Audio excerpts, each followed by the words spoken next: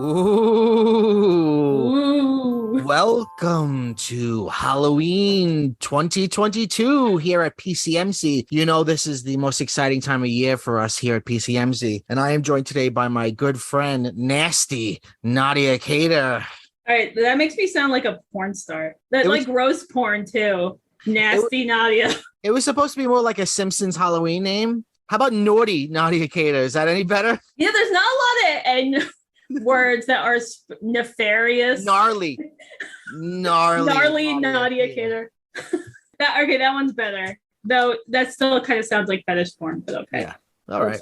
I accept. So if I'm not gnarly Nadia, then what are you? I'm gonna make it easy. Mike Murderous Mike Giorno.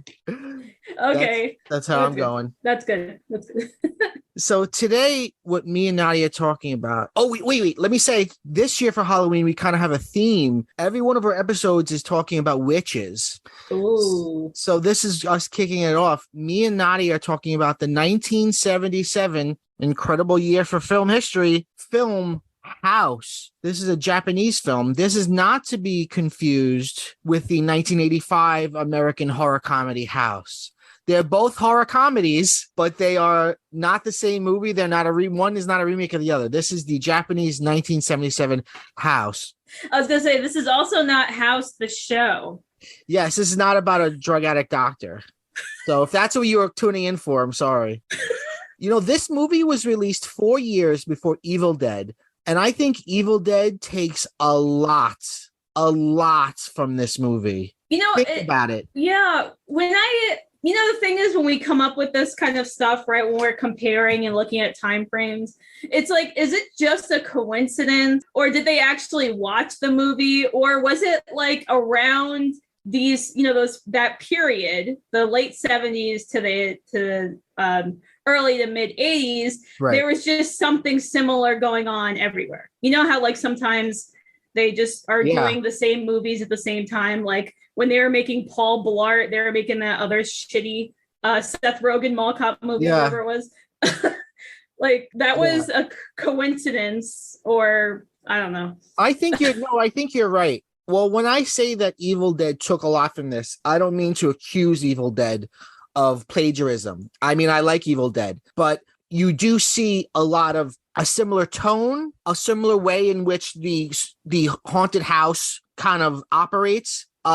Similar, really comedic, insane amounts of blood, even similar like humor and camera movements. But this is a different film because it's called House, but it's not really a haunted house film. It's a witch film, really. I mean, the house is haunted by the witch who lives there. But even then, that's where it gets. I mean, this is a spoiler alert for a 40-plus-year-old movie. Sure, of course. So everyone turn off the podcast if you didn't watch this obscure art house Japanese horror movie from the 70s. It's like they say she's dead. So it's like, is she a dead witch? Was she a witch before, or was she a witch after death? Like nothing is, and I'm gonna preface this now. Nothing's really explained. There's no sense here. It's just very constantly weird stuff happening for about an hour and a half. Here's why I think she's a witch, because there's dialogue in the film about witches. In the very beginning, I think the first scene, the character Fantasy speaks to the lead character Gorgeous. We'll get into the name soon. And she says, without makeup, you look like a scary old witch, which is a hint towards the ending, because spoiler alert, in the end, the lead character becomes the witch, or the witch embodies her. And then when they meet Blanche, the witch's cat, there's this line of dialogue that they repeat more than once, that any old cat can close a door, but only a witch cat can open a door. Oh yeah, you're right. So there's a lot of witch talk, which made me think about, it's like any good horror movie, the dividing lines between like life and death are very vague. Like in the end, we learn that the witch died, but because she was still longing for her love, her body continued, even though she quote unquote died. So it's all very confusing. But let me start by giving a little bit of credits. It's directed by Nobuhiko Obayashi. I hope I'm doing that name credit. and it's written by him as well as another writer, Chiho Katsura. And I believe before Obayashi made this film, he like used this story in comic books and other things. Like he worked. This was like not his first version of doing this story, I think. Yeah, he was. I mean, it was the first time he did it with film. Yeah, but he was from what my little research, and correct me if I'm wrong, is that he used to do like commercials and stuff. So this was like his debut. Oh, okay. Yeah. What a wild first like film, huh? You can, to me, I feel like you could absolutely tell this is the first film because it's got that first film insane energy of I don't even know how far to go. I'm going to just go. I mean, when I started watching it, I guess one way to describe this film is this is a film that loves being a film, right? It reminded me in some ways of like things like Scott Pilgrim or any other kind of film where there's just constant bells and whistles, constant tricks, constant effects, and it's all to serve the overall, gestalt, the story or the tone or whatever. So it's not superfluous, but this movie is constantly doing interesting things. I actually, when taking notes for the film, decided that I wanted to I made a list of all of the effects it does, but I didn't want to go through the film and do it because I felt like if we did it that way, it would end up being a very like academic, close reading of the film, because you could get very lost just on the surface of this film because there's so much happening. But there are some amazing effects in it that here, let me just give you a list of some of the effects that you see in this movie, and then we can get into the story and the characters. So here's some of the effects used in the film. There's a lot of inside of frame images. There's a lot of irises, like an iris out, where darkness encroaches on one small part of the composition to make you look at it. There's a lot of jump cuts. There's a lot of superimpositions of one image over another. Very early in the movie, there's a really cool scene where the two girls, they leave the room, but like they leave in a position. It's almost like they leave their bodies, which I guess could symbolize that they're going to their doom. The screen image will go from sort of normal color to like an all red tint. Cuts that are wiped in with things like doors. So like a door opens and with that movement, you cut to a new shot. Really overly fake, ornate, painted backgrounds. One segment of an image becoming still while the rest of the composition continues to move. That happens a lot, and it's fascinating. The passage of time being represented by zooming in on somebody's face, and then the character flips around, and then when we see her hair, there's a sort of hidden cut, and then we zoom back out, and she's got different clothes, and we're in a different time period, even though it looks like one image. A lot of there are conversation scenes where instead of panning the camera, you've got different close-ups of the people talking, and you wipe in one shot to another. So it has the same feeling as if you were just simply panning the camera, but it's like the composition is crowding the other one out and creating this very weird like disconnect. Fading to black only to jump right back to the composition we just saw, which is always a mind fuck because in the language of cinema, we always read fading to black as time is about to pass. So when you go fade to black and then you're right back where you were, it just feels like you were tricked. There's a scene where it looks like they're outside and it looks normal, but then you see the blue sky in the background sort of zoom in and zoom out, and you realize that the background is a blue screen and the image isn't still.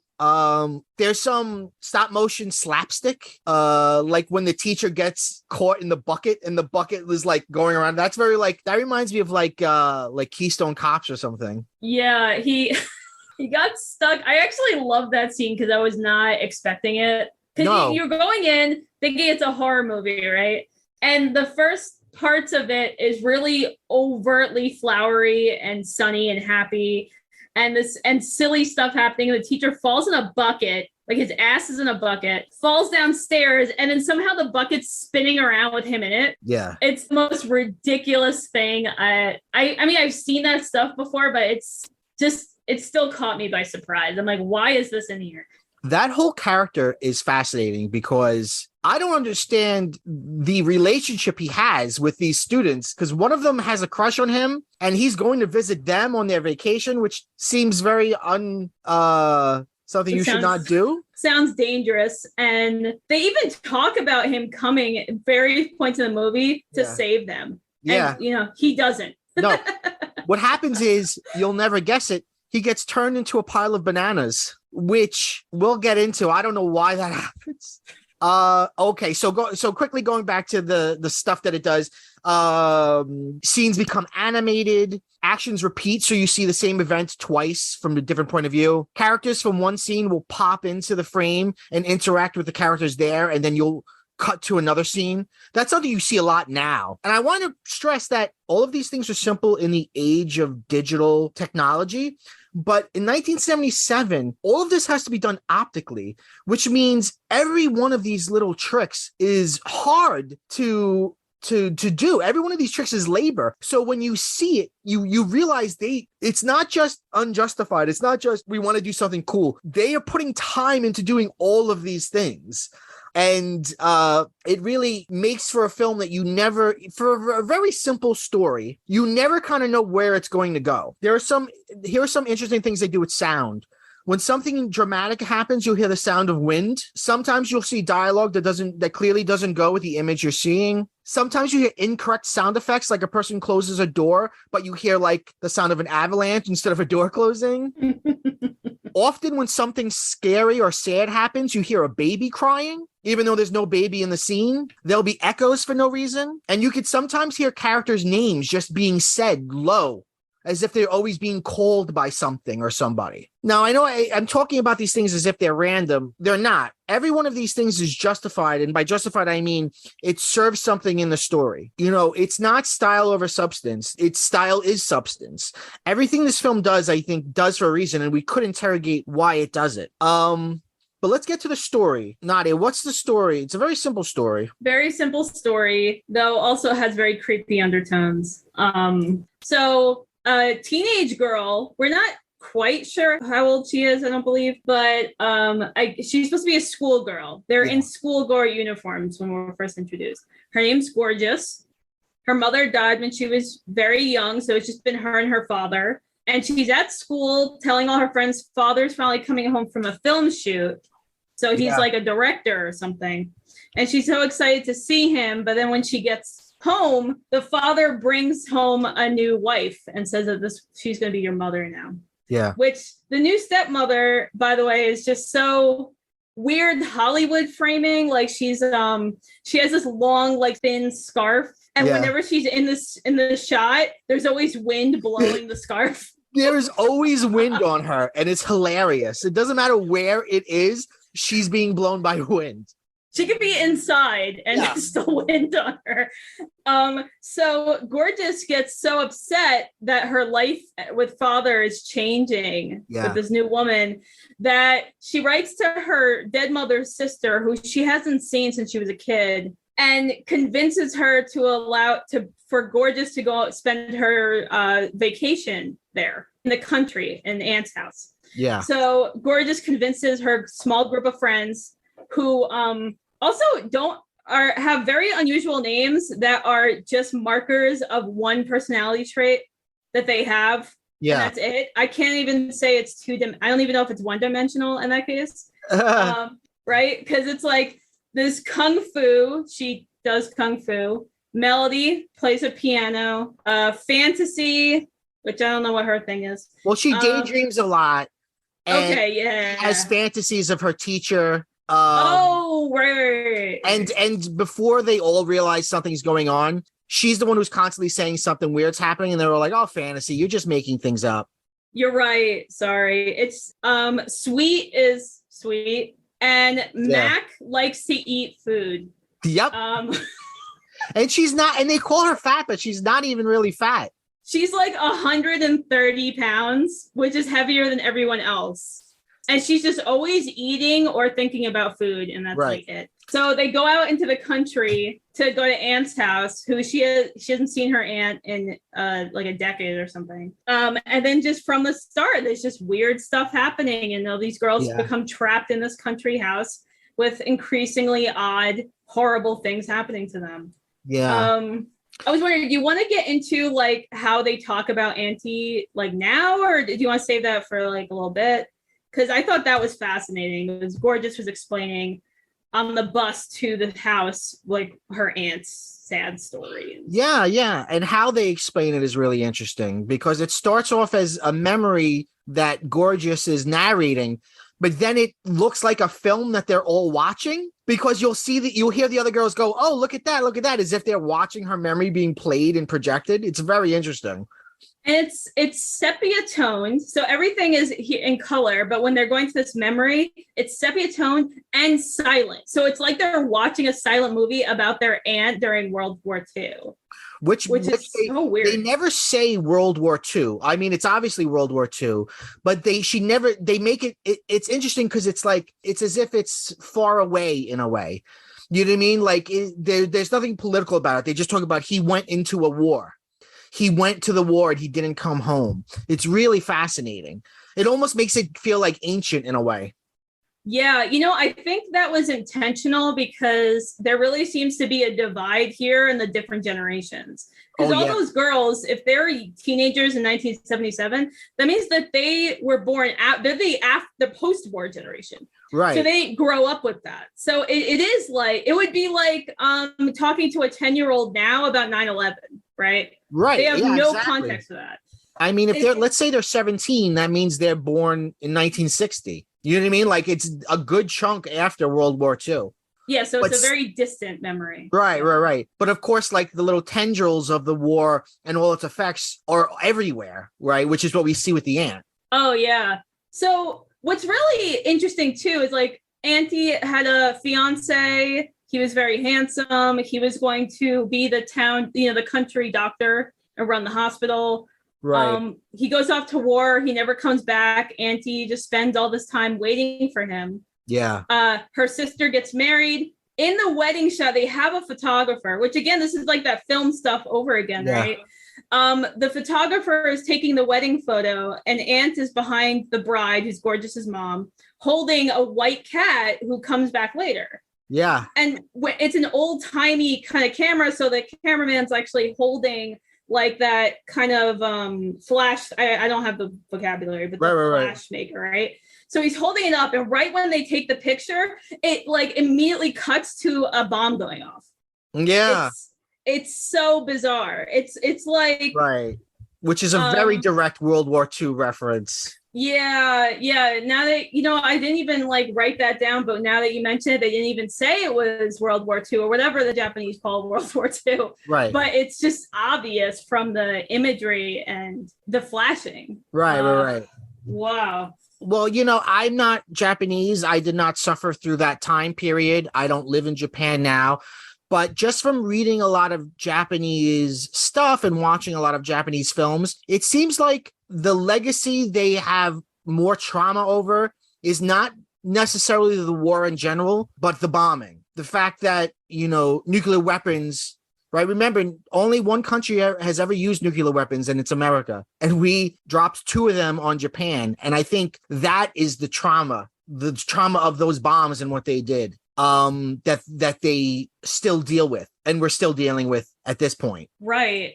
What's not talked about in this film, but it's also a little context thing, is after the war, there was severe poverty, severe famine too, which also kind of, in a way, we can almost think it feeds into this film too.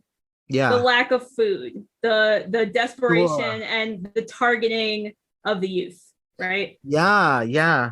Well, what's interesting is everything before they get to the house. I mean, when they get to the house, it's still very light and funny. But in the beginning, you would think that it's like a schoolgirl show. Like there's very light music. There's fun effects. There's like, they introduce all the girls with like an iris and then their name on the screen. Like it's the opening of a sitcom. It's very like light and fun and bubbly until we get to the witch's house. Yeah. Going back to the girls, I know that at least for the Italian giallo films of the 60s, that Disney and particularly Snow White and the Seven Dwarfs and the colors and the horror of that film was an influence.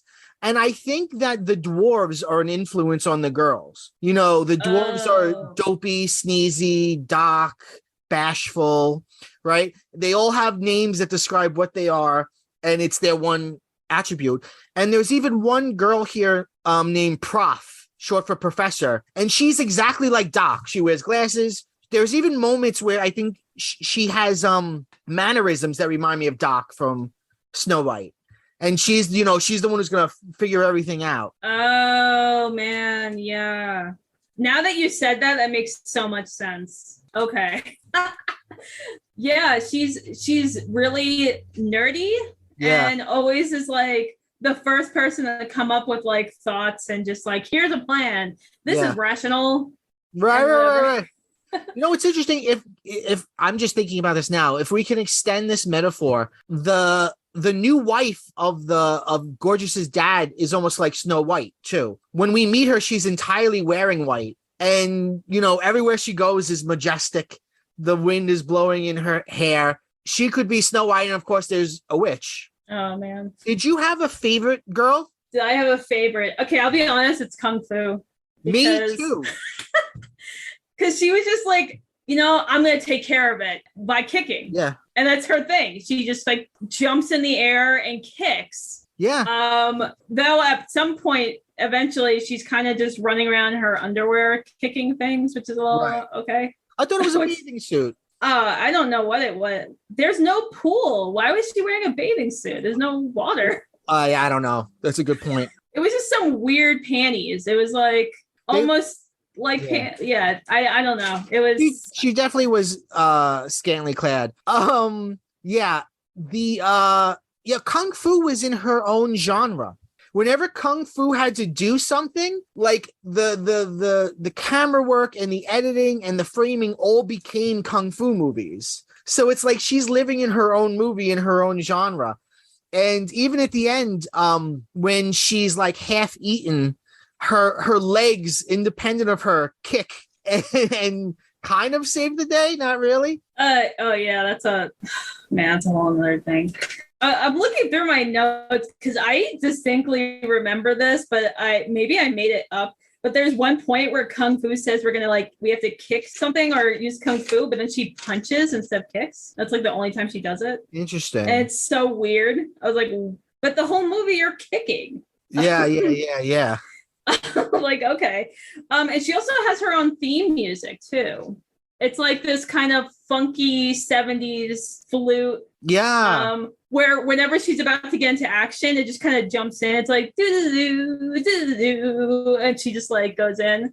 Yeah.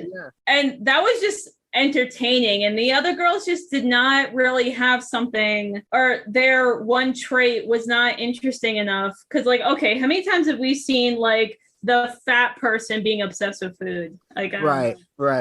I grew up with a lot of fat people. Food was not the main part of conversation for them. Right.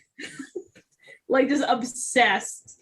And Gorgeous was really exactly kind of, she's like pretty. Our protagonist, but I think she sucks. Oh, she does. She's just kind of like, there's this weird edible thing going on with her dad too. It's like, oh, that was so creepy. I was like, ugh. Well, let's talk about some of the themes, because the themes here tend to be about love and love lost and motherhood and things like that. You have Gorgeous's mother is gone, and then her father brings in a new woman, which you know what, that could also be kind of like the Wicked Queen. Now that I think about it, maybe not Snow White, but also they never show her being bad. But and this woman really wants to be a mother to Gorgeous. The witch's whole deal is that she was madly in love. It's sort of the Corpse Bride folk tale. The witch's fiance went off to World War II, and she said, "Come back, I'll wait for you." And he never came back. So she just remains alive forever, or dead alive, or living dead forever. And she sustains herself on eating young girls. Woo! Right, you're right. And eating them like they have to be like young and not in love or something. A lot of it has to do with love and love lost and things like that. It's really interesting. Yeah, and it's also that really old school witch thing of like literally eating people, like children, Yes. Like because there's so many different kinds of like witch lore that we Yeah. kind of deal with. And it's changed so much over time, but the really old school thing that we don't always see anymore is like devouring children, like eating them Yeah. for Yeah. their sustenance, or maybe they just like the taste. I don't know. Did you But, ever see the film The Witch? No, I've been dying to see that. The spelled VVITCH.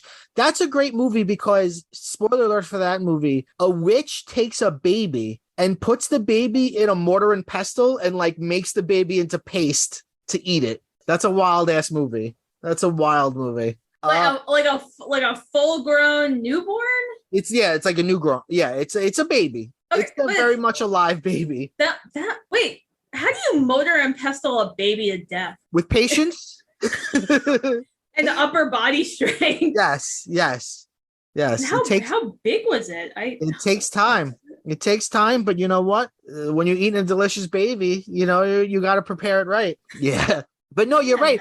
It does get into the whole witches eat children thing, which is wild because that also ties into a lot of like really, really old school anti-Semitism of like, like people thinking that Jewish people, like blood libel, like Jewish people eat babies. And even now there's people who on the really far crazy political right that think like Hillary Clinton eats babies and Barack Obama eats babies. It's very weird, the eating of babies. Man, yeah. What? Okay. That's a lot to unpack. The baby eating. Wow. We don't necessarily have to unpack it. I'm just like, oh God. People actually believe that. It's scary what people believe. It is. Mm-hmm. So they should know that the aunt is a witch because as Gorgeous is writing a letter to her aunt, the white cat Blanche jumps in her window and she just has a cat now. But then when they go to the aunt's house, the cat jumps on the aunt's lap and you see that the house is filled with paintings and photos of the cat. So it's clearly the aunt's cat went to her while she was writing. So I guess it's the aunt's familiar, if you're going with that kind of witch lore. Right. Like Salem from Sabrina. Or like also the house is dilapidated and creepy as shit. In some cases, the lighting and production design are such that the house looks black and white, which is really interesting. It's like there's color out in the world, but when they get to the witch's house, it's black and white. And the witch, she looks like a young woman, but she just has white hair.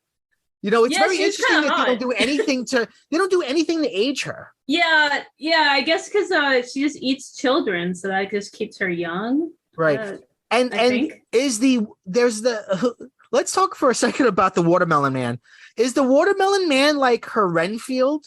Because he seems in on everything. I think he is, because I think he's the one that turned the teacher into a pile of bananas. Yeah. When they get to town, they find like a stand that sells watermelons. And Mac, of course, she's the fat one. She removes a watermelon, and right behind is the guy's head, which you also see that in the movie Young Frankenstein. And the watermelon man, the watermelon salesman is like, oh, well, you want to go to the house? No one's been there a long time. It's just up there on the hill. But then when they leave, he's like, well, they're dead. So he's clearly in on whatever goes on here. But how much in it is he? Because wouldn't they just end up there anyway? Whether or not it's not like he coerced them to go. Right. It's not like he really helped them. He was just like, here's a watermelon and pointing that way. I think he warned them, but maybe the witch gives him something.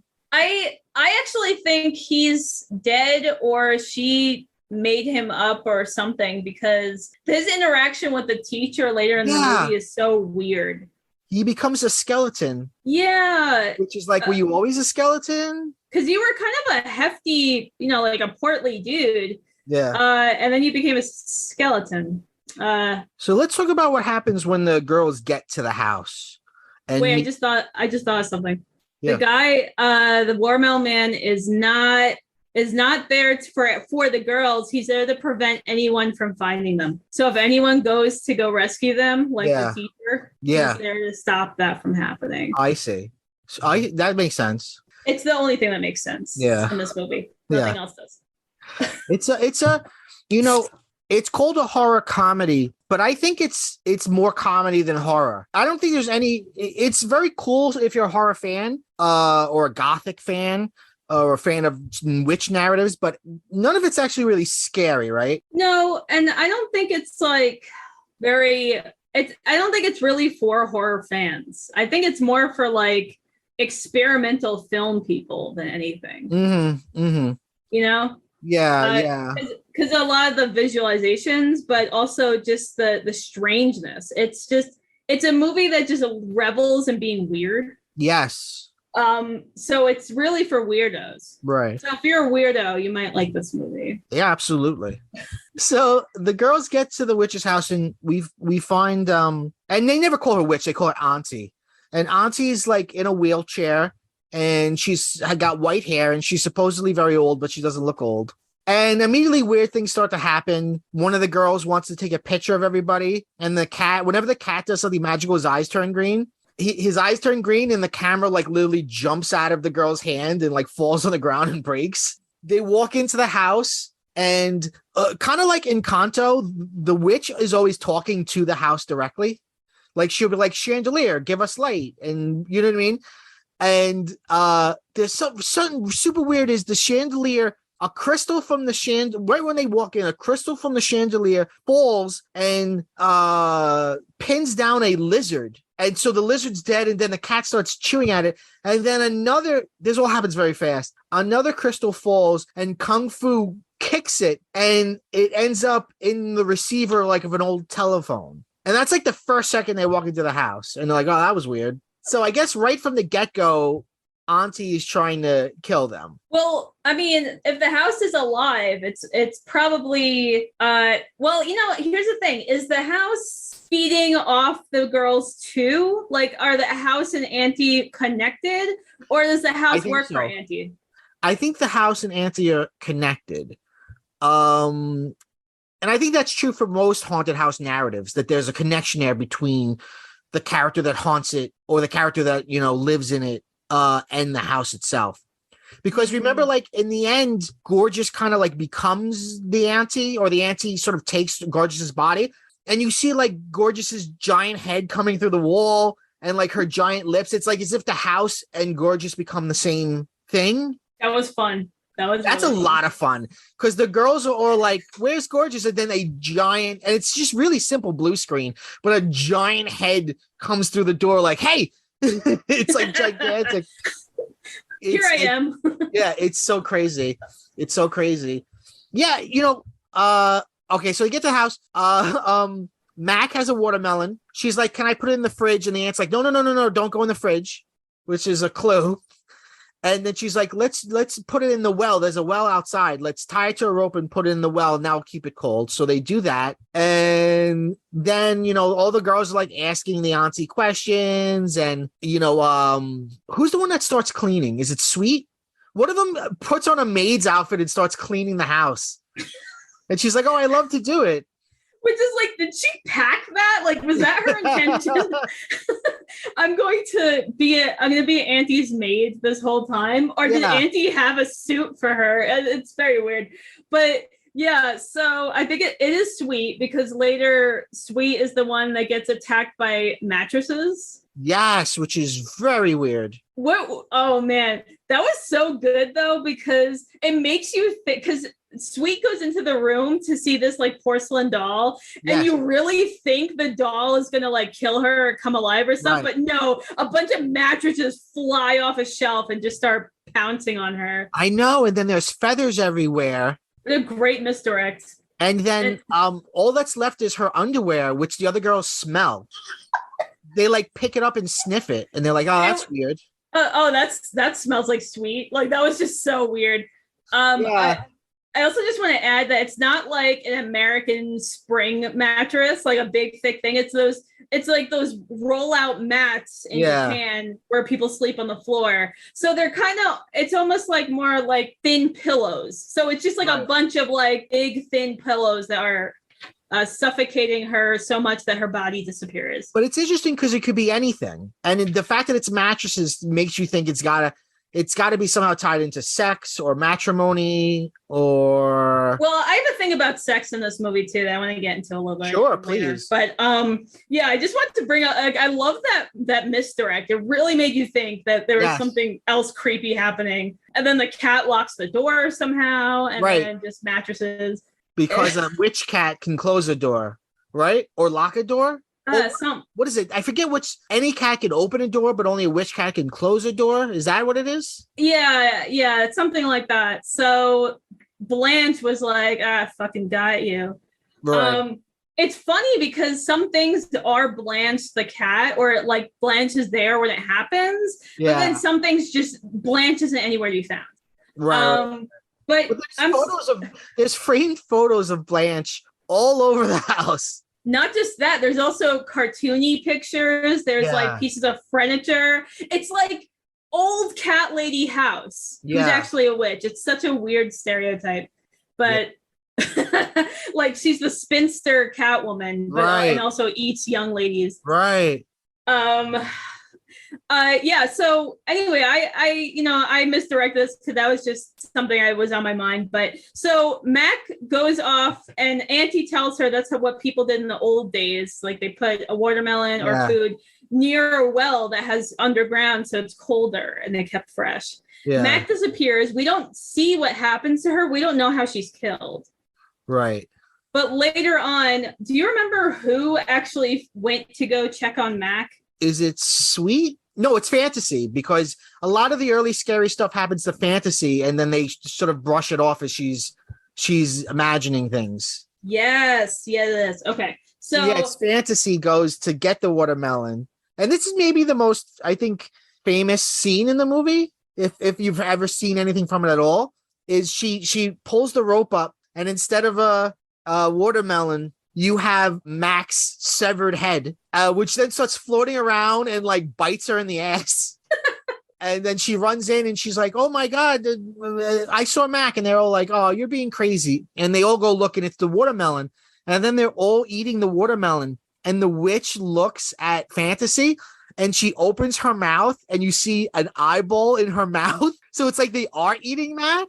It's wild. The witch of Auntie also looks in the camera directly a bunch of times, and it's always interesting. She's always looking directly at us in the camera.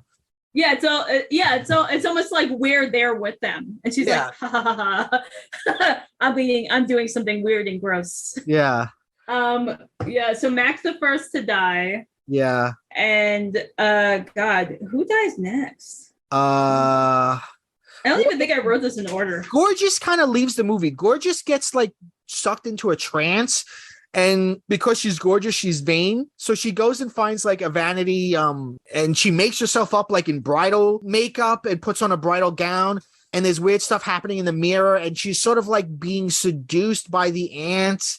So she kind of is like out of the movie. For the girl that sort of begins as a protagonist, it ends up not really being about her anymore. It's just about the other girls in the house who are suffering. Right. You know, what was interesting about so Gorgeous goes to Auntie's room. Yeah. And what you notice is like you said before, everything is black and white. Auntie's room actually looks like all white, like a bomb went off or something. Like, right. Yeah, you know, like in the aftermath of a fire, and there's just like gray, kind of like burnt stuff. Yeah. That's what Auntie's room looks like. So it's like the war never left her, right? Well, that's a really good point. Yeah.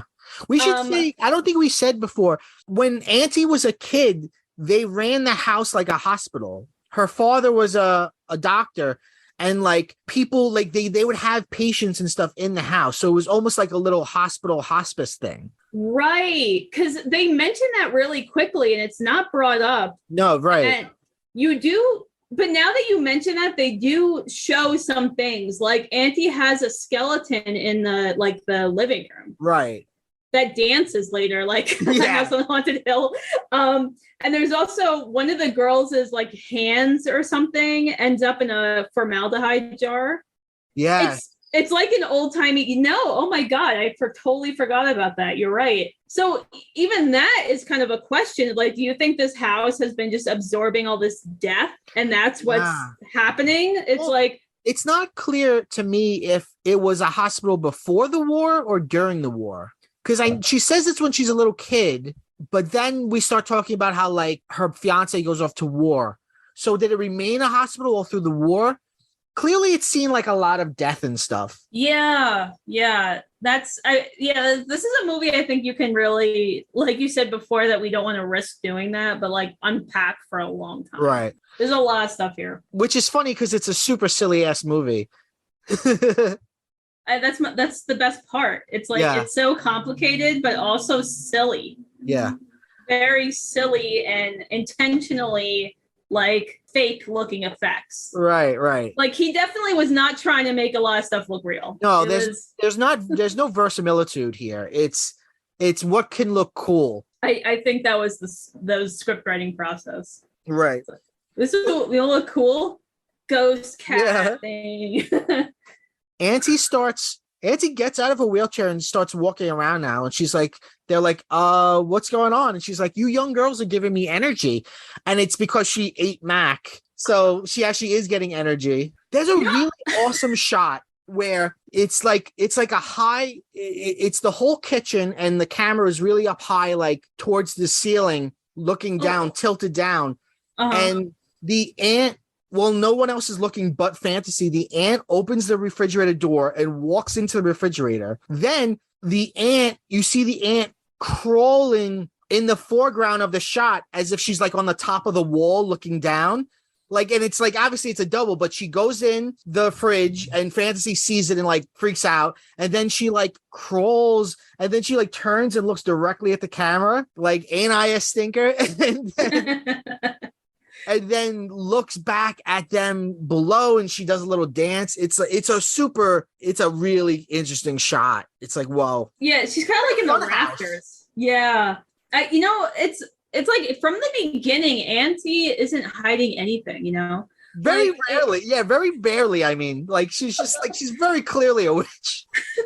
And she's having a lot of fun, especially with messing with Fantasy for like the first 30 minutes. Yeah. Because oh man, it's like she revels in the fear too. It's like it's almost like a cat, like just playing with her meal before she eats it. Yes. Do you remember they say this really quickly that they say the aunt could only wear her bridal gown while she's eating girls? No other time? I did not pick up on that. It's a real quick line. It's a real quick line that's just sort of thrown in there. Although we don't see the aunt in the bridal gown, we see Gorgeous wearing the bridal gown. The aunt sort of takes Gorgeous. Yeah, because I guess Gorgeous is the young brides are young and beautiful, Mike. They're not middle-aged women in a gray wig. Yes. So I guess that's what that was pointing to, really. Well, you were saying something before about the sexuality in the film. Let's talk about that now. Okay, so when they're at school, there's this like kind of cute, I don't know, maybe she was my type, gym teacher. And they were kind of teasing her about getting married. And like all the girls were like, you're getting married. Oh, it's going to be romantic and your life's going to be great. Right. And the gym teacher looks about, 3 years older than them? Yeah. And she's like, well, okay, stop doing that. Have fun on summer vacation. Well, she tells them it's an arranged marriage. Yeah. Right? Yeah, which... Did that bother them? Like, I don't remember if it did or not. No, I don't know how much that affects them, but I think Fantasy is like, I bet you're marrying for love. And then she's like, no, it's an arranged marriage, which is interesting because marriage is such a big theme in the whole thing. Yeah, like it's so important. I mean, I don't know if I'm reading too much into this, but it's like marriage is kind of like the end all happily ever after. Sure. Right. So like that's another movie thing, right?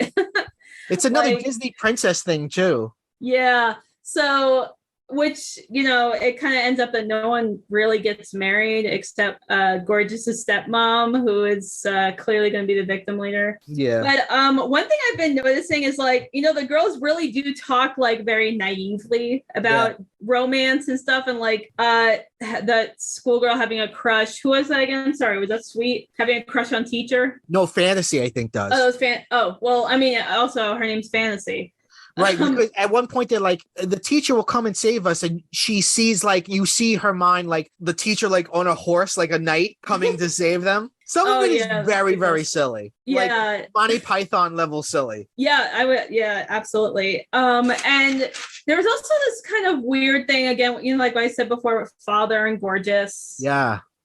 So Gorgeous kind of feeling like she doesn't get her man, which is her dad. But wait, I think I derailed you. Were you going to say something about the gym teacher's sexuality? Not so much. It's just like that starts the movie, really. Okay. It's like from the beginning, they're talking about just romance without really understanding what that is, or marriage, or what that looks like. They're, they're supposed to be young, even though the actresses, by the way, look like 30 years old. Yeah, sure. But yeah, whatever. So, and as it kind of gets more real, it just gets more scary. And throughout the movie, I don't know if this is a regular thing, because we also didn't see Mac die, so we don't know what happens, but the girls like either lose all of their clothes, or like when Sweet dies and her body disappears and only leaves a pair of panties, it's like her body disappears and it gets ground up or whatever the witch does to it. When Kung Fu dies, her body gets ripped apart and she's nude. When Melody gets devoured by the piano, which is my favorite kill, her body part, like, again, her clothes disappear and she's completely nude. Prof also drowns nude. It's like they're kind of being stripped of their innocence violently. And you know what? When Melody dies, she's being eaten by the piano. And at first she's like screaming in pain, but then she's like, ooh, this is naughty. And it looks like she's enjoying it. And her floating torso is like laughing about it. It's so very creepy. So you think there's a queerness to the witch? I was wondering about that too. Like almost, because it kind of, I mean, literally she's devouring young She's eating girls. young schoolgirls. I mean, I mean, that's what the movie's about. This old lady eats young schoolgirls. You can find that on Pornhub. Yeah. And oh man. And it really is just all their innocence is, I think it's just like an innocence lost thing too. Yeah. It's just they lose that. And Gorgeous, as she becomes the witch, she finds her next victim, which is her stepmother, right? Who's also pretty young looking. Oh, wait. Remember when Gorgeous first becomes like the witch, she's with the last girl who I think who's the last girl? Is it Fantasy? I thought it was Prof. No, Prof drowns. And then there's, I think, just Fantasy's floating. Because the house gets filled with blood, like to the point where it's literally like a pool of blood. Remember, Gorgeous comes down the staircase and Fantasy's like floating in the water. And she rips open Gorgeous's shirt and you see Gorgeous's breasts. And then Gorgeous says, come to me. And Fantasy crawls up in her lap and puts her head in her breast and calls her mommy. Ugh. Yeah, sorry. Yep, you're right. Oh, God, that's terrible. So that happened. I mean, there's also witches do have that kind of sexuality thing, too. Sure. Are definitely like queer coded. Sometimes it's, sexy. Sometimes it's violent. But it's horrible. Yeah. Sometimes it's presented as a strike against patriarchy. Yeah. I mean, if you want in the sort of maybe more kind of modern versions where witches are presented as more like a sort of feminist ideal. Like I don't know if you've seen this, but they made a trilogy of Fear Street movies based on the R.L. Stine series Fear Street. And the last one was like a witch tale, and the witch is in love with a girl, but like the male religious leader of the town is in love with her, and he's like super nice to her until she tells him, I really love this girl. and she trusts him because she thinks he's her friend, but then he flips out and he's like, you love a girl, you're a witch, blah, blah, blah, blah. And he ends up being the villain. It's really way better than you think it would be. Watch the Fear Street movies on Netflix. It's very, very good. Well, let me say this. Despite all of this, I don't think the movie's very erotic. No, it's definitely I don't think not erotic. Jerking off to this movie. No. It's more about like, I don't know. I guess it's more about the vulnerability of nudity. Yeah. It's because they're like destroyed right as they're naked, you know?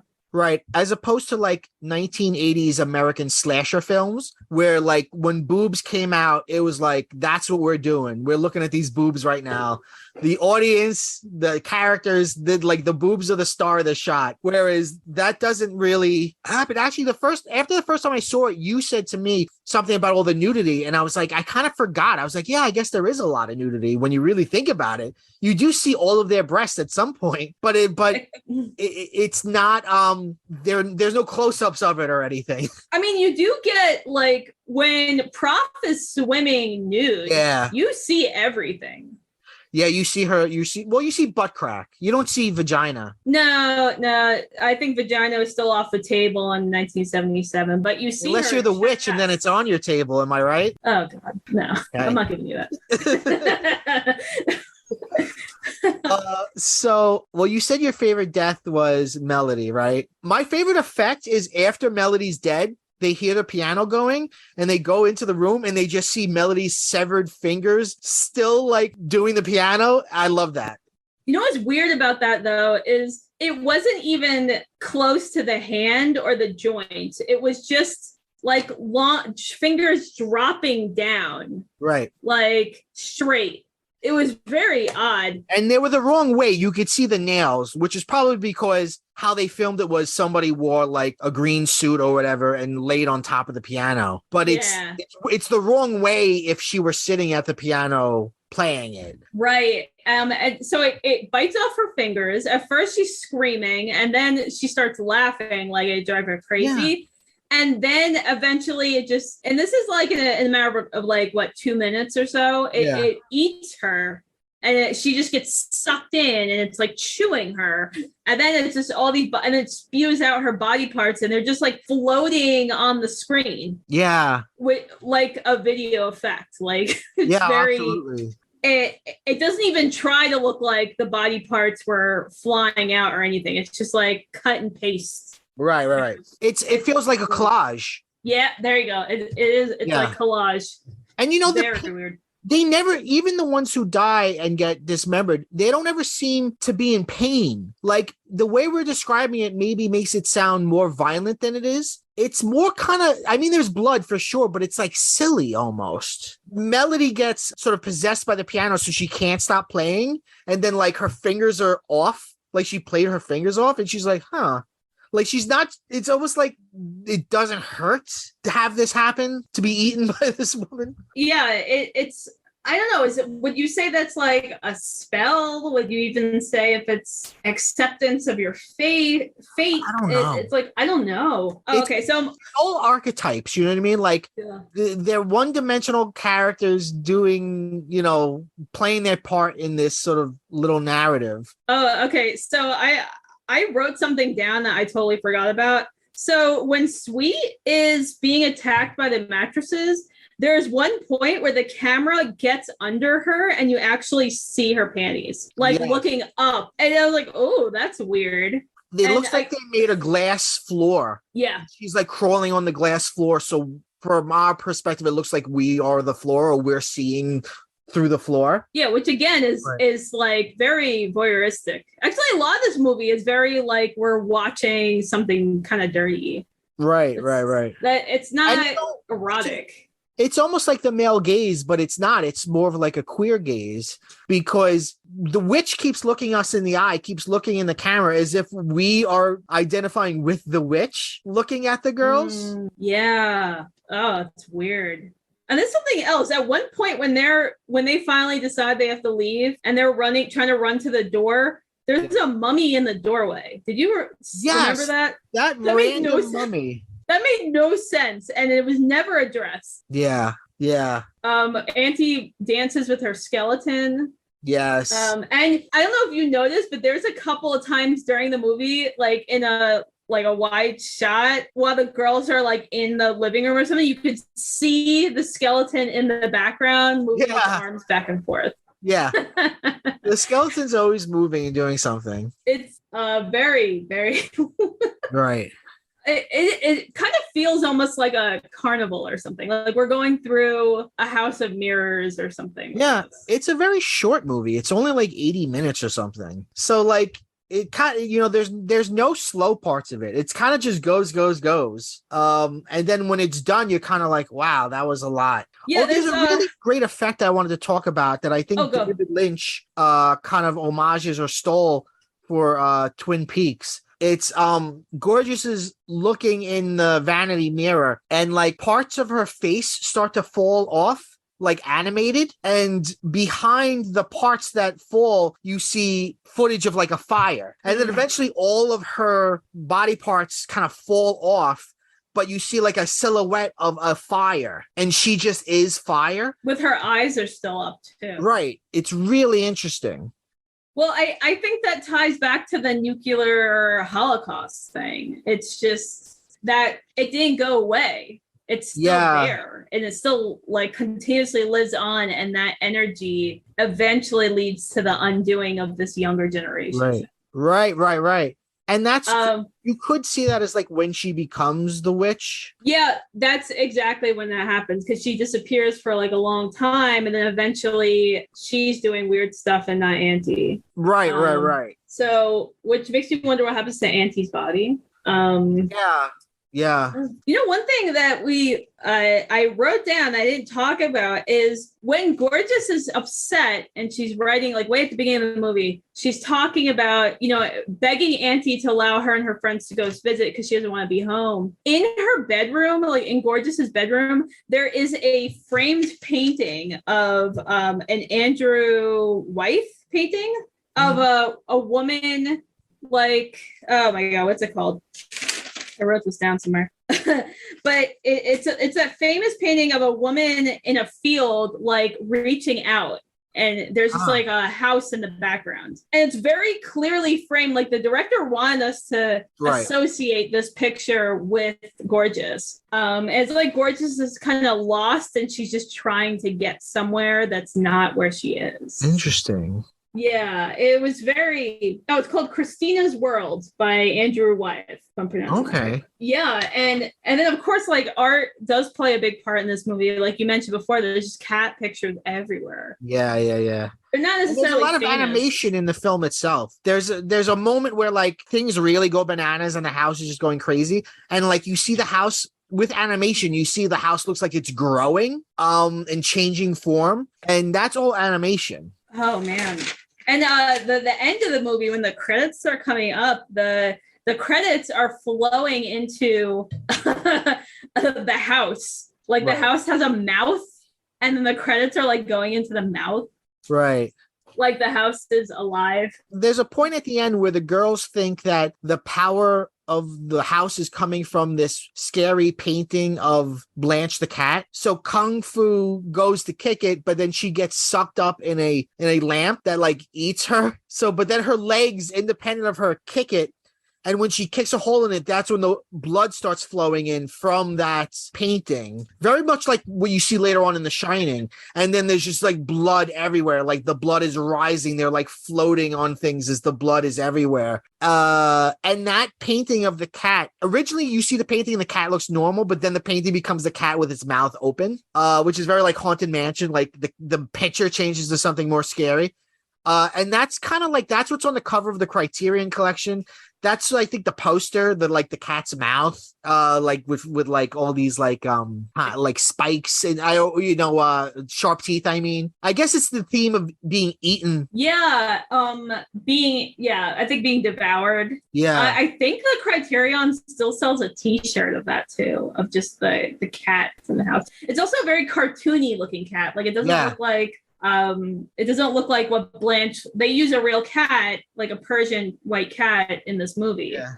That it just doesn't it's very, very strange. What do you think Blanche is white? Because Blanche Even the name Blanche means like blank, right? Like white. So, or like blanc, right? So, but typically, right, when we think of like witches and cats, it's a black cat.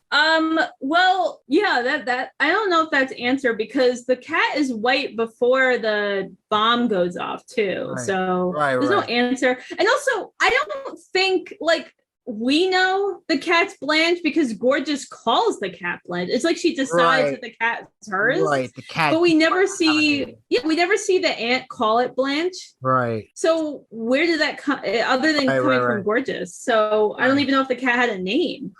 Maybe it has something to do with like bridal gowns, you know, bride, and you know, her stepmother, the beautiful stepmother, is all in white. We should say at the end of the movie, the stepmother comes and she's looking beautiful and she's framed as like gorgeous and her hair is flowing, and she comes to the house, but all she finds there is Gorgeous now, like in a very sort of traditional kimono, and no one else is there but Gorgeous.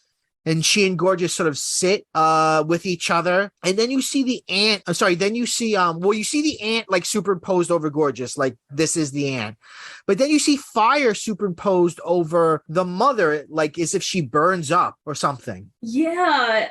So it's interesting that she was wearing the kimono because very traditional. It's not generally at this time, we don't really see people wearing that. So what that made me think of is just kind of like, again, that generation thing, just sucking people up and devouring the youth and living off that. Right. And that's kind of what I thought of with that ending, especially since there's almost something, the way it's framed is like super romantic. Yeah. Yeah. It's like like this is a positive, like the aunt maybe has another chance at love now or something. It could be, but it really just seemed very loving. It's like the stepmother was very loving and just like here. And it's funny that there's no rescue. There's no knight in shining armor. The stepmother is so happy to see Gorgeous, but she's like, oh, where's your friends? But it's kind of like so casual. It's more like she's so happy to see her. That's all right.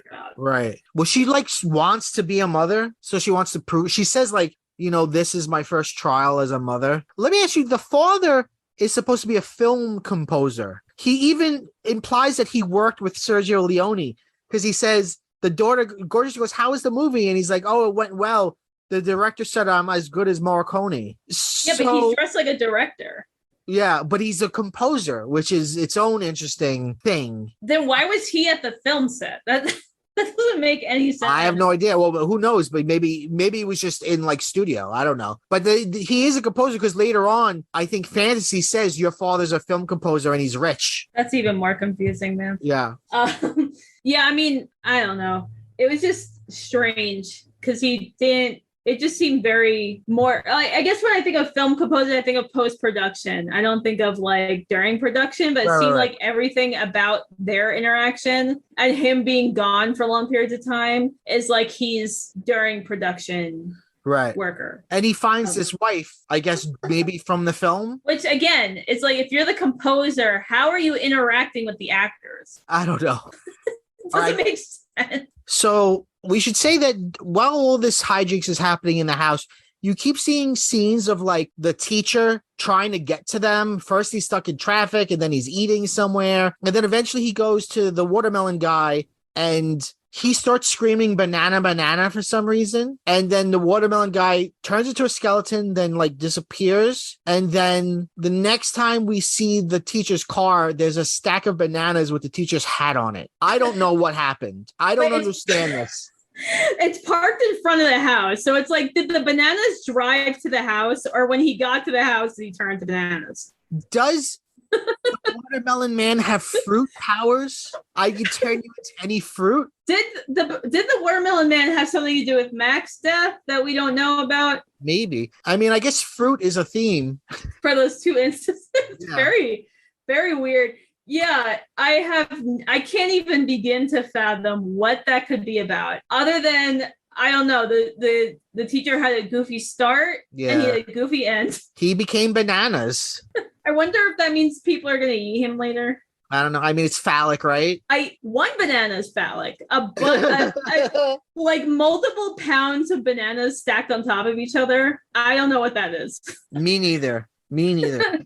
So, as I said before, us here at PCMC, this Halloween season, we're talking about witches, and I kind of wanted to know, like, what are some of your favorite witches in pop culture? All right. So I've been thinking about this because when the theme is witches, I was like, wow, it's been so long. I have to really like think about what witches I've been like really into. First off, I love the head witch in the film adaptation of Roald Dahl's The Witches, played by Angelica Houston in Yes. 19. Fantastic. Scary as shit. Yeah. That's the kind of witch I want. I want something really scary, menacing, wants to, what do they want to do? Eat children, but make them children nice first. Yeah. So I love that aspect. That movie is so creepy and weird. And fun fact that has nothing to do with witches, Roald Dahl was so offended by this movie adaptation that he protested it. That's what I heard. Wow. Yeah. He was bitter to the very end. He hated every adaptation of any of his stuff. Oh, wow. Okay. Yeah, so let's see what else I got. So this is a little left field, but I actually really like Patricia, who's the main character in All the Birds in the Sky by Charlie Jane Anders. Yes. Awesome. I thought she was really cool. That book is great. Yes, it is. If you guys like magic, but also science, and then magic and science together, that's a book for you. It's like, what if a mad scientist falls in love with a witch? It's a really great book. I actually met Charlie Jane at BookCon, and I was like, I loved your book, and I was like, remember this scene? Remember that scene? She was like, yep, I wrote that. You were her little fanboy. Yeah. And she was like, okay, get away from me. Okay, thanks. Next in line, please. And then finally, Sabrina Spellman. Multiple incarnations of Sabrina Spellman, because Sabrina's very different. Whoever's like portrayed, like the Archie comics Sabrina is really different from the mid to late 90s Sabrina Teenage Witch show starring Melissa Joan Hart, which was, I love that show, but it makes no sense. Well, it's a sitcom. It's a sitcom that doesn't world build. It just kind of like, what's important for the plot this week is in which culture. Yes. And we'll never mention it again. Yes. And that's how that show ran for like 6 seasons. Yeah. So very different from Patricia, but I love that kind of sitcom-y humor. What about the Netflix? Did you like the Netflix, Sabrina? I loved the first season, and then the second season was so all over the place, it turned me off the show. Yeah, I have the exact same story. I haven't seen the third one. And it got canceled. So that's it. That's all that's there. It was, I was hoping for that to be better. I was waiting for that to be better. The first season was fun though, and I think it world built in a way that sitcom did not. Yeah. It had a really interesting premise. There was Satan and there was prophecies. Salem was a goblin familiar that turned into a cat that didn't talk. It had really good practical. It had some like good special effects, but it kind of fell off there after the first season. I like Sabrina in general. I like the idea of a teen witch who is sometimes super nefarious, sometimes has an addiction to pancakes. It's like all over the place. I think that's it. That's it for me. Those are my favorites. Have you ever seen the film Teen Witch? Yes. Oh, that was good. It's like a weird kind of spinoff of Teen Wolf, but it's most famous now for a rap battle that happens between two very white people. It's called Top That. Just go to YouTube, type in Teen Witch Top That, everyone listening, and you'll have yourself a great time. It's weird. But yeah, it's interesting, like witches can be like scary, and often with that comes like unattractive, or what a patriarchal society would say is unattractive, right? Old and have moles and stuff.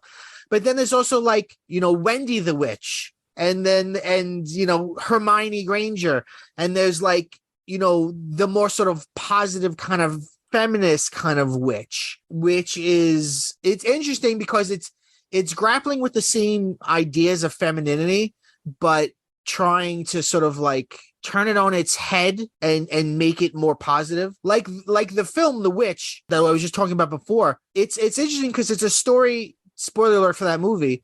It's a story where she's not a witch, but she's accused of witchcraft. So it talks about, you know, the real tragedy that really happened in the world, which is women for thinking independently were just murdered. But then at the end, she becomes a witch because she's like, fuck it. If you think I'm a witch, I'm just going to actually become a witch. So it's an interesting sort of melding of a sort of crucible type story with a sort of witch horror tale. It's really an interesting film. Do you want to share what are your favorite pop culture witches? One of my favorite, maybe this is the sort of obvious one, but the one that will always immediately come to my mind is the witch from Wizard of Oz. Oh, wait, which one? Glinda the Good Witch? No, the Wicked Witch of the West. The Wicked Witch. You know what was almost one of my choices was Elphaba from Wicked. Okay. Because I thought I love the premise of breaking down like, you know, a classic children's tale. Yeah. But the guy who wrote the Wicked books his stories are kind of shitty. But Elphaba was a great character where she was a similar way is she had witchness kind of thrust upon her. Yeah. Like, when you read that backstory, and usually I don't give a shit about backstories of villains, but she was just someone who had a crappy childhood with crappy parents, and she was green, and everyone treated her like shit. And then she was like, you know what? I'm just going to be a witch if you're going to treat me like one. Right. It totally falls into that sort of like contemporary postmodern witch category of like the positive representation of the witch, or like the culture makes you into a witch. But for me, going back to Wizard of Oz, I mean, as a little kid, I found her very scary. She's green. She's mean. She's on the big screen. No, she's she's scary. I mean, for what's basically a children's movie, she's not trying to take over the world like a lot of villains in kids movies. She's going to kill Dorothy. I mean, at one point she has the hourglass and she says, when this hour's up, I'm going to kill you. I mean, it's crazy and scary. And of course I love her human counterpart, Elmira Gulch, who is, you know, more of a political thing because Elmira Gulch is rich and she owns half the town and she can do whatever she wants, and she wants to kill Toto. You know, you gotta love Elmira Gulch, you know, and of course Margaret Hamilton's performance as both the characters is like delightful. Like she's taking such delight in doing it. It's so great. Oh, Margaret Hamilton was fantastic. It's a regret that she hasn't, like, her career didn't really like take off after that. Yeah. Because she does a great job and it's also like that childhood thing again, right? Where it's like, if it wasn't real, then then it's just like the fear of that mean old lady in the neighborhood. Yeah. You know, they recently found what they thought was lost, which was an old episode of Sesame Street where Margaret Hamilton appears as the Wicked Witch of the West. And I remember for years you'd see stills of it and they were like, this is lost. But then they recently found it and you can watch it all on YouTube. And it's pretty, I mean, as a little kid, I'd be scared. Like she loses her broom on Sesame Street, it falls down, and then somebody else takes it, and it has to be given back to her. She can't take it back. So like one of the guys who lives on Sesame Street, he's like, well, I'll give it back to her when she says please. She's being rude. But she keeps trying to like trick him into giving it back. It's really interesting. It's much later on, so she looks much older, but she's doing a great job as the witch. It's wild. It's wild. Definitely look at that. Oh man. Yeah. So that's Margaret Hamilton. I looked up. She died in 1985. So that had to be 70 something, right? Yeah, 70s, 80s. Wow. No, actually, it could have been as early as the 60s, right? No, wait, does Sesame Street start in 69, 68? It had to be, okay, it was the 70s. Yep. Yeah, she was on Sesame Street in 1976. So that's still like a good 30 years or so after The Wizard of Oz. Yeah. Tells about the power of reruns on television, which is what got people interested in that movie again. I had a friend whose father was a chef and like had a bunch of successful restaurants, and he was a private chef to some important people. And he said that she used to come to his restaurant and like hang out at the bar, and he was like friends with her. And he said she was just like a really delightful old bag. And Nadia, thank you so much for being here and talking House with us. House from 1977. Go watch it. It's weirder than even we described. It's totally worth it. You'll have a fun time with it. Nadia Kader, thank you so much for being here. This is PCMC, and we're doing Halloween all month long. That's how we do it here. We end the episode by saying, go bye-bye.